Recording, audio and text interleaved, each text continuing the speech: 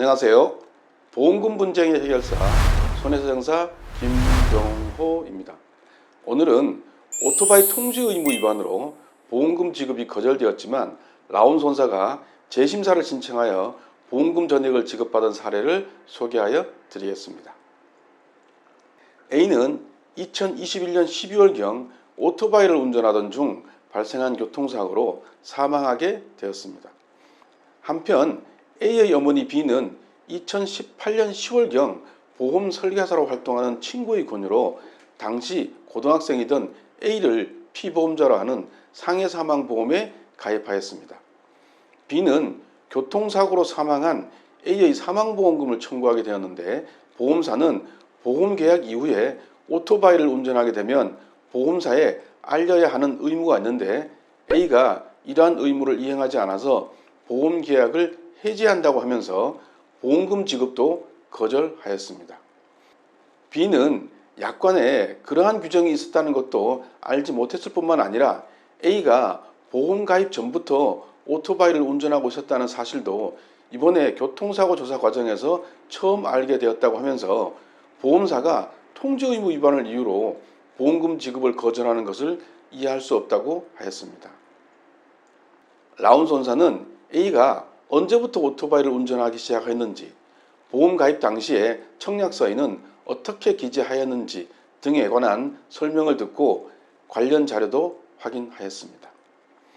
일반적으로 오토바이 운전 중에 발생한 상해사고는 처음부터 부담보 특약이 포함되어 있거나 고지의무 위반 또는 통지의무 위반 등에 해당하여 면책되는 경우가 대부분이라서 보험금 지급이 쉽지 않은 것은 사실입니다. 그런데 오토바이 운행과 관련한 고지의무와 통지의무는 그 기준과 적용 시기를 달리하는 의무이므로 동시에 적용될 가능성은 거의 없다고 할 것입니다. 이 사건의 경우에 있어서도 보험계약 당시 A가 오토바이를 타고 있었다는 사실을 B가 알지 못하였기 때문에 부담보 특약은 부과되지 않았지만 고지의무 위반 여부는 검토되어야 할 사안으로 판단되었습니다. 그런데 고지의무 위반에 해당한다고 하더라도 이번 사고는 해지권의 제척기간 3년이 경과한 이후에 발생한 사고이므로 그에 따른 책임은 부담하지 않을 것으로 예상되었습니다. 한편 A는 이 사건 보험계약이 체결되기 이전부터 가족 몰래 이륜자동차 운전면허를 취득하고 이륜자동차를 운전하다가 인명보호장구 미착용 등의 교통위반으로 5회 적발된 교통위반 전력이 있는 것으로 조사되었습니다. 그렇다면 이 사건은 보험 가입 당시에 이미 A가 오토바이를 운행하고 있었으므로 고지의무 위반에 해당할 수 있을지언정 통지의무 위반에는 해당하지 않는다고 판단되었습니다.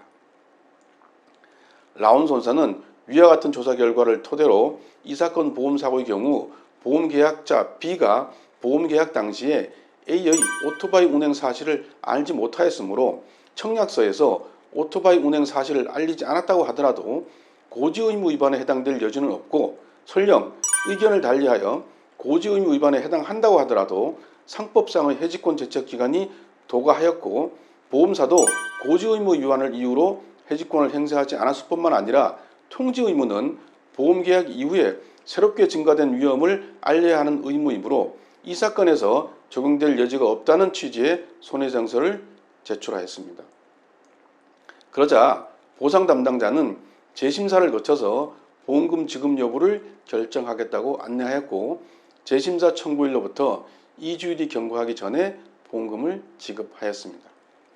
B는 당연히 지급될 것으로 예상했던 보험금이 지급 거절되어 매우 당황스러웠는데 라온 손사의 도움으로 원만하게 처리되었다고 하면서 감사 인사를 했습니다. 라온 손해사정은 보험 소비자의 권익을 보호하기 위하여 최선을 다하고 있습니다. 여러분도 유사한 사례로 부지급되었다면 반드시 보험 전문가와 상담하시기 바랍니다. 전문성과 풍부한 경험은 보험 분쟁 해결의 기본입니다. 라온 손해사정은 폭넓은 의학적 지식을 바탕으로 정확한 법리 판단과 다양한 사례 분석을 통하여 가장 합리적인 해결책을 제시하여 드립니다. 감사합니다. 다음 시간에 더욱 유익한 정보로 찾아뵙겠습니다.